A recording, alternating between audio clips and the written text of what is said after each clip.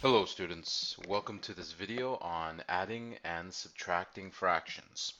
So the first rule that you always have to keep in mind when you are adding or subtracting fractions is you must have common denominators. So whether you are adding two fractions or three or five, it doesn't matter. They all have to have the same denominator. Okay, let's begin. Let's look at example one in adding fractions. Now, it's always handy to have a calculator with you, okay? All right, so let's look at the first question. 3/8 plus 1/8. Well, the great thing about this question is that both fractions have the same denominator. This is called a common denominator. So when we have that situation, it's a very basic question to answer. All right, so for the answer, the denominator will stay the same. If the first fraction's denominator was 8 and the second fraction's denominator was 8, the answer is going to have a denominator of 8. Then, when we have a common denominator, we simply add, we simply use the operation for the numerators. 3 plus 1, is 4. Now, don't be satisfied with this answer. You always have to ask yourself with a final answer, is this in its lowest terms? So we see we have a fraction of 4 over 8. They are both even numbers, so you know that there is a number that can divide both into the top and the bottom, and that number is 2. Okay, so I'm just writing out my steps here. Please show your steps. So if we divide the numerator by 2, 4 divided by 2 is 2. And if we divide the denominator, 8 divided by 2 is 4. Now, just because you've taken it one step further or one step into lower terms, you always have to again ask yourself, is this in lowest terms? Well, we have an even number and an even number on the top and the bottom. So we know that it can also be divided by 2 again. Okay, 2 divided by 2 is 1. 4 divided by 2 is 2. Now we know that when we have a numerator of 1, it's always going to be in lowest terms. Now you might be thinking, well, I had a different strategy when I got my initial answer here, 4 over 8. Some people recognize that the number 4 goes in evenly into both the numerator and the denominator. Now the advantage of recognizing this is that when we reduce the fraction, we only need one step. 4 divided by 4 is 1. 8 divided by 4 is 2. You'll notice these two answers are the same. Okay? And that's what we want because the answer doesn't change. It's just we're reducing the fraction. Okay? So whether you use this method where you reduce twice or this method where you reduced only once, it doesn't matter. Okay, so that's the easiest type of question where the denominator was the same. Okay? All right, let's go on to example 2 or question 2. The question is 5/3 plus 4/5. So if we were discussing this question, I would probably ask you, what do you notice about this question? Well, hopefully the first thing you notice is that the denominators are different. Okay, so that's one thing I hope you noticed. The second thing I hope you noticed is that the first fraction, 5/3, is an improper fraction. We have a numerator that's greater than the denominator. Now, that's not really going to affect how we go about answering this question. It's just something I wanted you to kind of notice. All right, so 5 and 3 are our denominators. So what we need to do is to find a common denominator. Now the easiest way to find a common denominator is we simply multiply the two numbers, the two denominators together. So 5 times 3 or 3 times 5 is 15. So we can use 15 as our common denominator. The other way we can do it is we can write a list of multiples like this, right? And we could go 3, 6, 9, 12, 15. And then we can write a list of multiples for 5, 5, 10, 15. And then what we're looking for is we're looking for a common number that appears in both lists. That's essentially how we find a common denominator. Okay, so we're just reviewing some strategies on how to get that common denominator. Okay, so once we've decided on the common denominator, what we have to do is we have to set up two equivalent fractions. So the first fraction, remember, is 5/3. So I'll just put a little mark here. 1, that's the first fraction. And we're trying to make that into a fraction that has a denominator of 15. And then the second fraction, we've also got to do the same thing. So I'll just mark it up here. So 4/5 equals something over 15. Okay, so how do we find these missing denominators? All right, so what you have to do is you have to look at the denominators. What did we do to 3 to make it 15?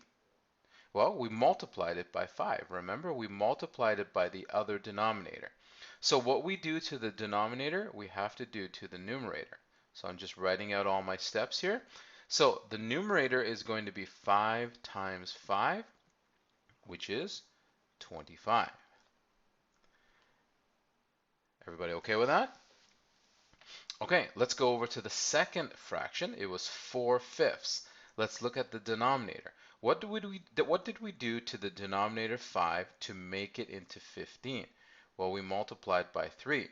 So if we multiply the denominator by 3, then we have to multiply the numerator by 3. So we get here 4 times 3. Now, it's always helpful to write this step. That way, there's less chance that you're going to make a mistake on the multiplication. All right, 4 times 3 is 12. Okay, so now we've got our two new fractions. Well, they're not new fractions, they're just equivalent fractions. So let's rewrite this question. 5/3 is actually 25/15. Okay, plus 4/5 is actually an equivalent fraction of 12/15. Okay, what you'll notice, we have common denominators. Okay, that's what we have to have when we're working on addition or subtraction. Okay, so now that we have the common denominators, we know that the answer will have the denominator of 15. Now, let's just do some mental math here, or you can use your calculator. What is 25 plus 12? Well, 25 plus 12 is 37. Now I could check it over here. I can verify 25 plus 12 equals 37. Okay, so here's our answer, 37/15. Now, we've learned that whenever we see a fraction, we cannot leave it as an improper fraction. Okay, there's a reason why it's called an improper fraction. So there's a lot of steps involved in these questions, but a lot of steps that we already know. So if we were to do some long division here, 15 goes into 37 how many times? Well, 15 times 1 is 15. 15 times 2 is 30. 15 times 3 is 45. So I think it goes 2 times. 2 times 15 is 30. And we're left with a remainder of 7. All right. So remember, converting an improper fraction to a mixed number. This is the whole number here, 2. The numerator is the remainder of 7, and the denominator doesn't change, it's 15. So a lot of steps to get this answer. 5/3 plus 4/5 equals 2 and 7/15. Okay? All right. Let's look at number 3. Now for all of these questions, I'm showing you kind of different variations here. All right, so number 3, we have 2 3/4 plus 4 5/6. What do you notice that's different about this question? Well, hopefully you notice that we have two mixed numbers that are being added together. So there's a couple strategies you can go about using to solve this problem. First, you can convert the mixed numbers into improper fractions and then find the common denominator. Or you can leave it as mixed numbers and deal with the whole number separately. So this is what I mean, okay? So the first thing I want to do is I want to just focus on the fractions. So 3/4 and 5/6. So let's just focus on those two fractions first. We're going to ignore the whole number of 2 and 4. All right. So we have a denominator of 4 and we have a denominator of 6. So if I multiply those two together, 4 times 6 equals 24. But we can use the denominator of 24, but it's always easier to use a smaller number for a denominator. So what if I were to divide 24 by 2 and get 12? Now I have to ask myself, does 4 divide evenly into 12? Yes, it does. Does 6 divide evenly into 12? Yes, it does. So here's a case where writing a multiples list really would be helpful. So multiples of 4 are 4, 8, 12, 16, 20, 24. Multiples of 6 are 6, 12, 18, and 24. Now, our original common denominator was going to be 24. But if I look at my list here, I can see that there's a smaller number that's common to both lists, and that's 12. So let's use 12 as our common denominator. Okay, so let's set up our two equivalent fractions. So the first fraction was 3/4. Notice how I'm doing all my rough work kind of underneath the question. So 3/4 equals something over 12. We agreed that we were going to use 12 as the common denominator. So that's the first fraction. And then the second fraction is 5/6. So let's set up that equivalent fraction over here. Okay. So do you remember these steps? So let's look at the denominators. What did we have to do to 4 to make it into 12? Well, we had to multiply it by 3. So what we do to the denominator, we have to do to the numerator. 3 times 3 is 9. 9 is going to be our new numerator for this fraction. Let's go to our second fraction. I forgot to label the second fraction here. This is the second fraction. Okay, so let's look at the denominators. What did we do to 6? What did we multiply 6 by to make it 12? Well, we multiplied it by 2. So let's do the same for the numerator. 5 times 2 is 10. Okay, so we have our two new equivalent fractions. All right, so let's rewrite this question here. So what we're going to do is we're going to just ignore the whole numbers for now. Okay, actually, let's not. Let's write them in. So our first fraction is 2 and 9/12 plus, and then we have a whole number of 4 here, and 10/12. Okay? All right. So I'm going to focus on the fractions only. So let's add these fractions together. Okay? So we're going to get, let's go down here. So 9 plus 10 is 19. And of course, our denominator is 12. Okay, so again, which happens a lot when we're adding fractions, is we're left with an improper fraction. So let's do a little bit of rough work down here. 12 goes into 19. This shouldn't be too hard. 12 goes into 19 one time, and we have a remainder of 7 again. All right, so this fraction actually equals 1 and 7/12.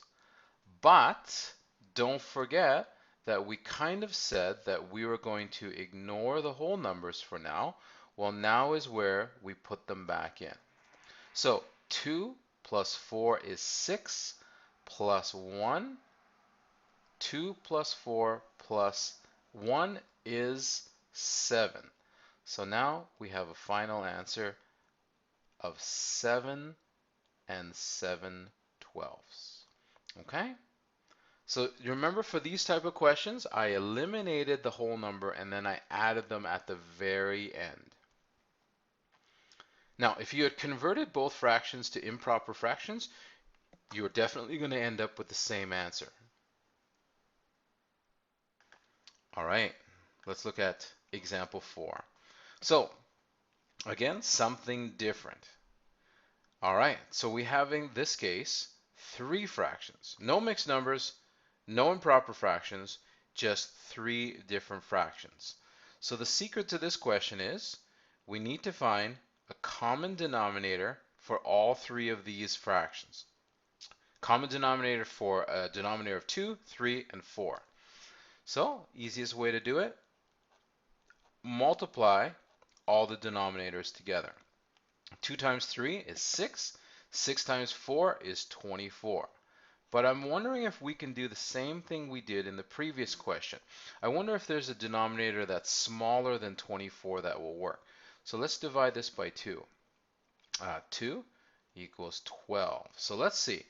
Does 2 divide evenly into 12? Yes. Does 3 divide evenly into 12?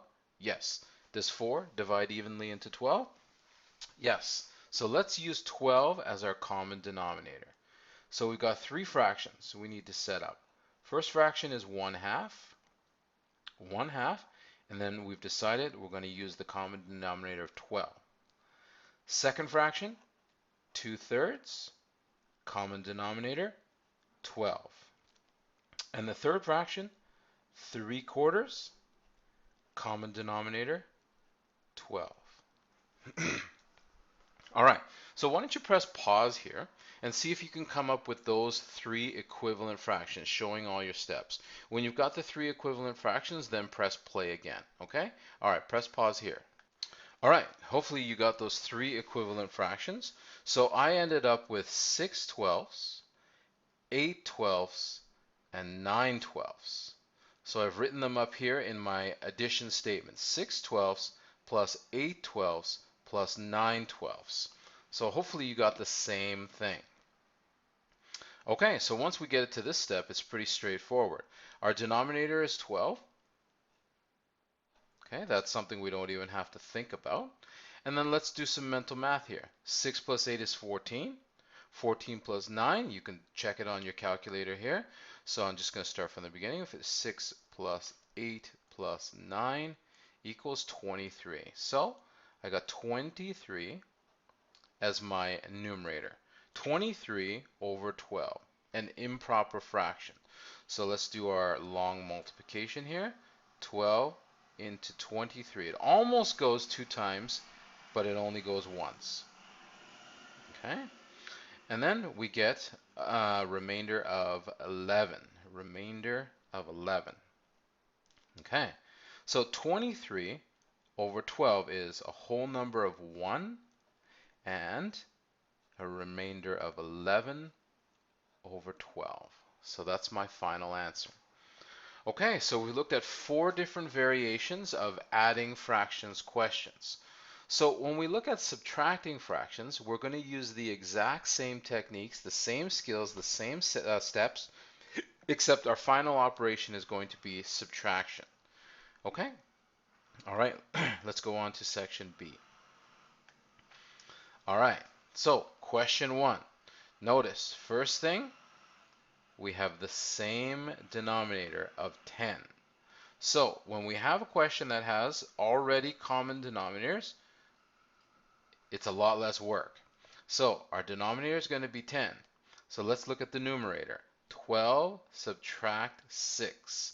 12 subtract 6 is 6. Okay?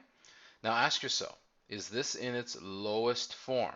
6 over 10. Well, both numbers are even numbers, so we know that it's not in its lowest term. Okay? All right, so if we divide the numerator by 2, we get 3. If we divide the denominator by 2, we get 5. So we're left with a final answer of 3/5. Is this in its lowest terms? Yes, it is. Okay, let's go on to number 2. 7/9 subtract 2/4. Now 2/4, some of you are recognizing right away, this fraction is not in its lowest terms, and these fractions were not in its lowest terms. But we don't really have to do anything about that until we write our answer. Okay, so we need to find common denominator. Okay, so common denominator of 9 and 4, we multiply them together. 9 times 4 is 36. Okay, now we can try to divide this by 2. 36 divided by 2 is 18. Well, 18 is divisible by 9, but 18 is not divisible by 4, so that's not going to work. So we're going to use 36 as our common denominator. Okay, so fraction 1, 7/9 equals what over 36? And then fraction 2, 2/4 equals what over 36? Okay, so we've gone through this a number of times, so I want you to press pause here, and I want you to calculate the new equivalent fractions and then restate the problem up here. Okay, so press pause at this point. Okay, so hopefully you got the two equivalent fractions. I got 28 over 36, and then I got 18 over 36. So I rewrote the statement, the subtraction statement up here. Hopefully you got the same thing. Okay, so the denominator stays the same. That's why we work so hard to get a common denominator. And then let's just simply subtract the numerators. 28 subtract 18 is 10. Okay, so 10 and 36 are even numbers, so this is not in its lowest form, is it? So if they're both even numbers, best place to start, divide the top and the bottom by 2. Okay? All right, 10 divided by 2 is 5, new numerator. 36 divided by 2 is 18. Are there any numbers that divide evenly into 5 and 18? No. So this is our final answer. Okay, let's go on to number 3. We have an improper fraction, 21 over 2, subtract a mixed number of 3 and 3/5. Okay?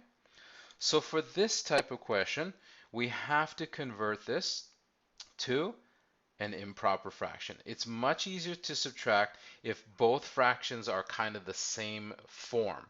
They're both improper fractions or they're both mixed numbers. So 3 and 3/5, remember how to do this? We multiply the whole number, 3 times the denominator. 3 times 5 is 15, and then we add the numerator. So 15 plus 3 is 18 over 5. So this is the fraction we're working with. So this question is actually 21 over 2, subtract 18 over 5. Okay, so we have a denominator of 5 and the denominator of 2. So 2 times 5, this should be pretty easy, is 10. Okay, so denominator of 10 is usually pretty sweet deal. Okay, so let's set up our two fractions. 21 over 2 equals something over 10. And our second fraction is 18/5 equals something over 10. Okay, so I want you to press pause at this point and come up with these two new equivalent fractions and rewrite the subtraction question up here. Okay, press pause now. Okay, we're back.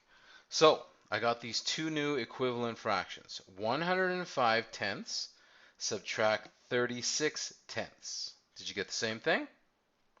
All right, so when we have the common denominator, we know our denominator is going to be 10. And then let's use our calculator over here. Let's find out the new numerator. So that's 105 subtract 36 equals, and I got 69 over 10. Okay, improper fraction, right? So you know what to do. Just show your work down here. Let's see our long division. 10 goes into 69 6 times. It doesn't go into 7 because 7 times 10 is 70.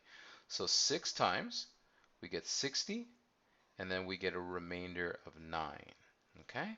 So this fraction, 69 over 10, is actually 6. And remainder of 9 tenths. We look at our fraction. Is 9 tenths in its lowest form? Yes, it is. So this is the answer, 6 and 9 tenths. Okay, so number 4. Number 4 is different from number 3 in that we have a mixed number subtract another mixed number. So let's use a different technique that we used in our addition portion of this lesson. So let's only focus on the fractions. We have 7/12 and 1/3. Now, the cool thing about these two denominators is that yes, we can multiply them together to get a common denominator, but sometimes one of the denominators is actually a multiple of the other. So let me show you the multiple list here. Multiple list of 3 is 3, 6, 9, 12. Multiple list of 12 is 12, 24.